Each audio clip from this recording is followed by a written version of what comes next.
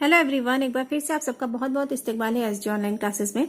इस वीडियो का जो टॉपिक है वो है बिहार बोर्ड क्लास 10 की उर्दू के बच्चों के लिए उनकी बुक तरक्शा हिस्सा 2 से चैप्टर नंबर 22 मिर्जा असदुल्ला गालिब का मरसिया आरिफ की मौत पर।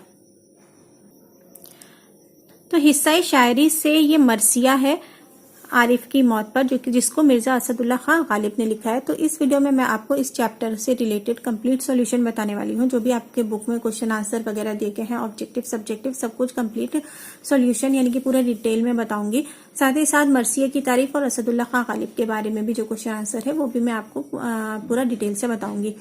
तो आइए स्टार्ट करते हैं वीडियो को। वीडियो स्टार्ट करने से पहले एज यूजुअल एक छोटी सी गुजारिश है कि वीडियो अच्छा लगता हो तो लाइक कीजिए और चैनल को सब्सक्राइब कीजिए।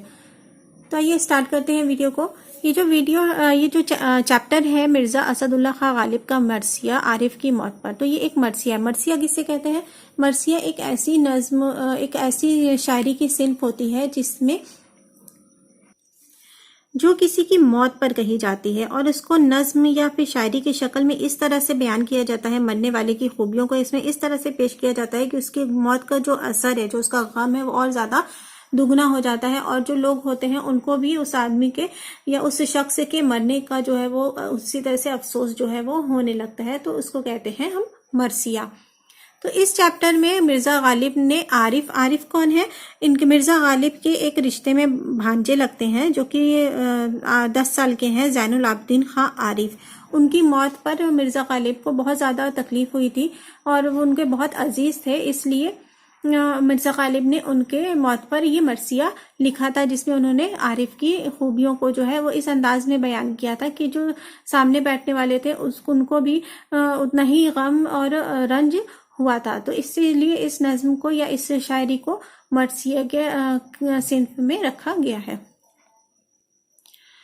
तो इस मरसिये में आरिफ का पता चल गया कौन थे? ये मिर्जा गालिब के भांजे थे जिनकी मौत पर उन्होंने अपने गम का इजहार जो है शायरी की शक्ल में किया है, शायरी की जबान में किया है, जिसको हम मरसिया के सिन्फ में वो आता है, जो मरसिया कहलाता है।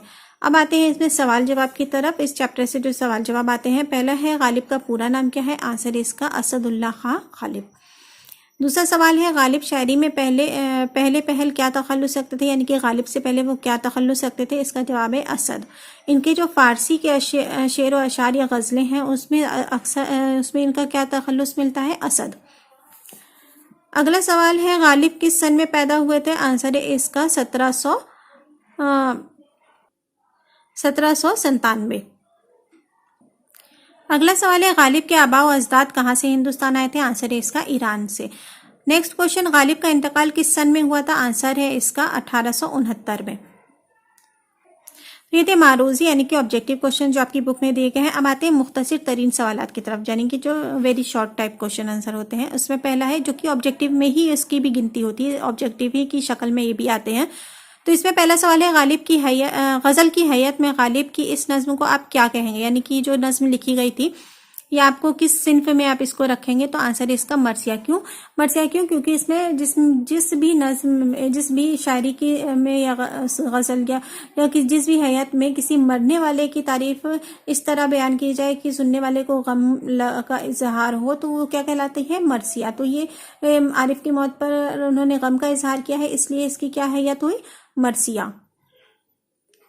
अगला सवाल है गालिब की परवरिश किसके जेरे साया हुई, यानी किसने की? आंसर है इसका उनके चचा नसरुल्लाह बेग खान के जेरे साया हुई, यानी कि उनके चचा ने उनकी परवरिश की। अगला सवाल है गालिब का पूरा नाम लिखिए। आंसर है इसका असदुल्ला खां गालिब। नेक्स्ट क्वेश्चन, गालिब के वालिद का क्या नाम था? आंसर इसका अब्दुल्ला बेग। तो ये थे मुख्तसर तरीन सवालात तो आपके जो बुक में दिए गए हैं। अब आते हैं जो तवील और मुख्तसर सवालात एक साथ, क्योंकि कुछ शॉर्ट क्वेश्चन होते, जो लॉन्ग क्वेश्चन होते हैं वो मिलते जुलते होते हैं। बस ये फर्क होता है कि थोड़ा सा शॉर्ट है तो थोड़ा सा छोटा करके और लॉन्ग है तो थोड़ा सा डिटेल में लिखें, लेकिन जो क्वेश्चन होता है वो लगभग सिमिलर होता है, उसका आंसर जो है वो सिमिलर होता है। तो इसलिए मैं इसको दोनों को एक साथ लिख करके आपको बता रही हूँ, क्योंकि एक दो क्वेश्चन इसमें ऐसे हैं जो काफी सिमिलर है, जिसका आंसर एक ही होगा। तो आइए स्टार्ट देखते हैं तवील और मुख्तसर सवालात जो आपके बुक में दिए गए हैं। पहला है सिन्फ शायरी की मुख्तसर तारीफ की, اور دوسرا سوال ہے لانگ کوشچن میں پوچھا گیا ہے، پہلے ہی والا دیکھیے، صنف شاعری کی مختصر تعریف کیجیے، جو شارٹ کوشچن میں پہلا دیا گیا ہے صنف شاعری یعنی کہ جو آپ کی جو یہ چیپٹر ہے اس میں جو صنف ہے یعنی مرثیہ، اس کی تعریف لکھنی ہے، مختصر تعریف۔ اور جو لانگ کوشچن میں کوشچن نمبر 1 دیا گیا ہے صنف مرثیہ سے اپنی تفصیلی واقفیت کا اظہار کیجیے، یعنی کہ صنف مرثیہ کے بارے میں آپ کتنا تفصیل سے جانتے ہیں اس کے بارے میں بتائیے۔ تو دونوں میں ہی مرثیہ کے بارے میں پوچھا گیا ہے تو ہم لوگ مرثیہ کی تعریف ہی لکھیں گے، اگر شارٹ میں ہے تو تھوڑا شارٹ میں، اور لانگ میں پوچھ رہا ہے تو ڈیٹیل میں لکھیں گے۔ تو آئیے دیکھتے ہیں صنف مرثیہ کی تعریف یعنی کہ پریبھاشا، ایک طرح سے کہیے کہ اس کو کیا کسے کہتے ہیں، اس فن کے بارے میں لکھنا۔ تو مرثیہ نگاری کسے کہتے ہیں؟ عام طور سے مرثیہ اس نظم کو کہتے ہیں جس میں کسی مرنے والے کا تذکرہ کر کے اس کا غم کا اظہار کیا جائے، یعنی کہ کسی مرنے والے کو اس طرح سے کے بارے میں بیان کیا جائے کہ جس سے غم کے طور پہ اس کو بیان کیا جائے اور اس کی یاد تازہ کی جائے۔ مرثیہ عربی لفظ رثا سے بنا ہے،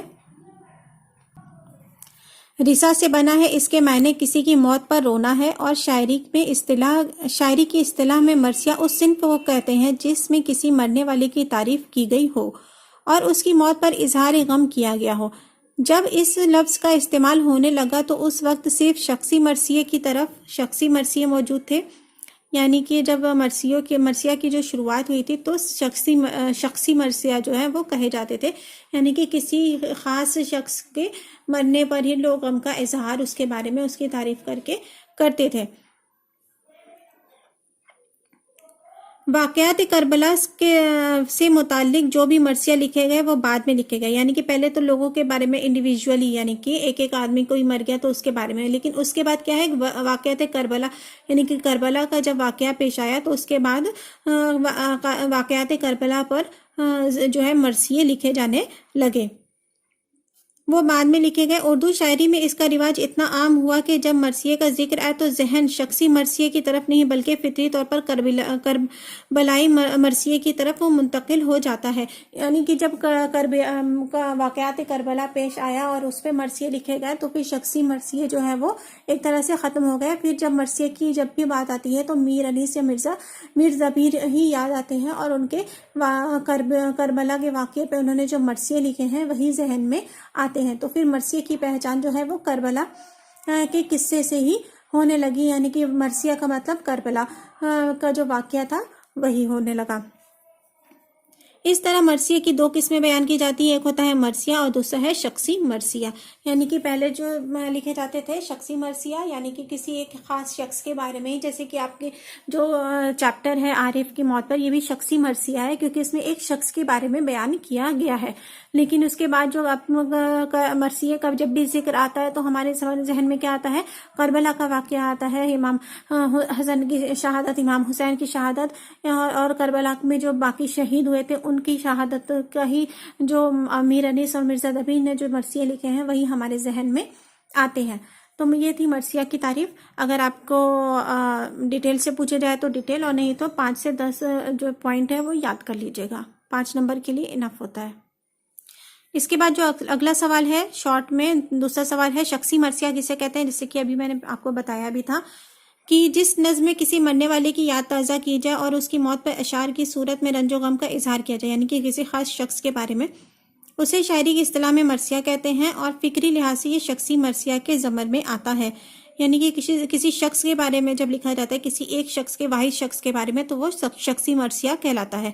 زیر نصاب غالب کا مرثیہ عارف کی موت پر ایک شخصی مرثیہ ہے جو غالب نے اپنے بھتیجے عارف کی موت پر لکھا تھا۔